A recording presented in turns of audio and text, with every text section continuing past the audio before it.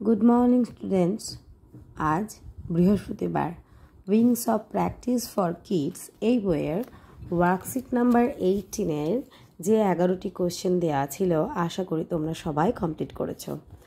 আজকে আমরা page number 77-এর কিছু কোশ্চেন আবার করব। এখানে যে প্রশ্নগুলি তোমরা দেখতে পাচ্ছ, সেখানে দুই ধরনের বাক্য হতে পারে। এক তো তোমাদেরকে আগের দিনই বলেছি, সাবজেক্ট প্লাস অ্যাম, ইজ বা আর থাকবে এবং তার সাথে ভার্বের সাথে আইএনজি এবং অন্যান্য শব্দ এবং শেষে দিতে হবে ফুল স্টপ।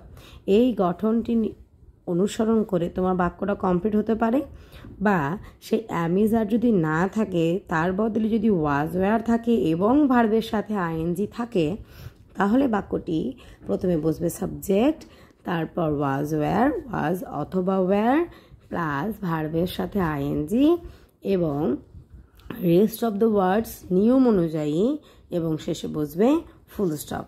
দেখো একটা অ্যাম ইজ আর দিয়ে বাক্য দেখো, দে ফ্লাইং আর কাইটস। নিয়ম অনুযায়ী বাক্যটাতে বসিয়ে হবে দে আর ফ্লাইং কাইটস, তারা ওড়াচ্ছে ঘুড়িগুলি। এবার দেখো ওয়াজ ওয়্যার দিয়ে দেখো, সিটিং বেঞ্চ অন ওয়্যার দে। সাজিয়ে লিখলে হবে দে, অ্যামিজারের বদলে এখানে দেখো ওয়্যার যেহেতু আছে তাই লিখেছি ওয়্যার, দে ওয়্যার সিটিং, তারা বসেছিল অন বেঞ্চ, বেঞ্চের উপর। এবার দেখো কোয়েশ্চেন নাম্বার 18, এখানে আছে হ্যাড। হ্যাভ বা হ্যাজ মানে তোমরা জানো আছে, তাই হ্যাড মানে হচ্ছে ছিল। Had cow they red a, they had a red cow, তাদের একটি লাল গরু ছিল। তোমরা কোয়েশ্চেন নাম্বার 23 অবধি কমপ্লিট করবে।